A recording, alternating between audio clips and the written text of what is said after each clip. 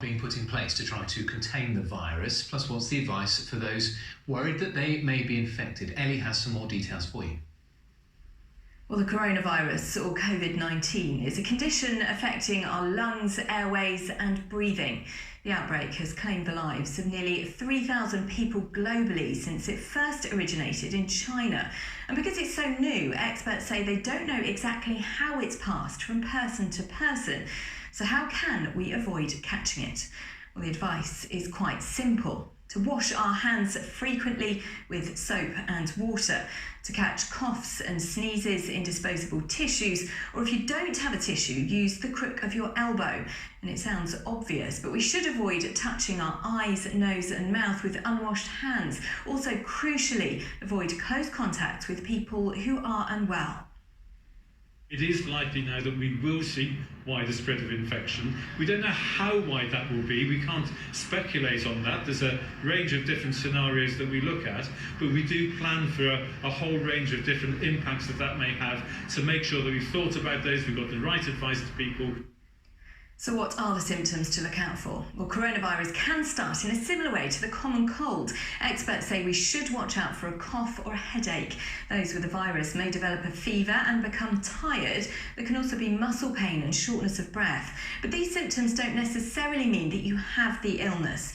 If you think you do have the virus, here's what you should do. We're advised not to go to a GP surgery, pharmacy or hospital. Instead, call the NHS on 111. They'll provide more information on what to do, which could mean self-isolating and staying at home and avoiding public transport.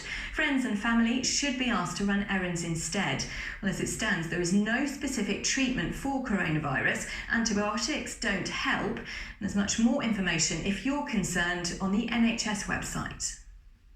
So let's get some more on this from Dr. Bharat Pankania. Thanks for coming on the programme. Just first of all, now that the virus is in Gloucestershire, is it likely that we will see further spread in the region? It's not necessarily we will see further spread in the region, but what is an expectation is anywhere in the United Kingdom, we may see what I term little flares, the presentation of little unexplained, isolated, sporadic cases. So it may be in Gloucestershire, it may be anywhere else, but this is the normal pattern for such infectious diseases to present themselves once the virus starts circulating. And we have heard some basic prevention advice, most importantly washing of our hands. But for those people who we know are going to be potentially more vulnerable to this, particularly the elderly, those with a health condition, is there anything extra that they could be doing? No, the advice is for everyone and anyone. We all take precautions and personal responsibility for doing all we can not to get infected.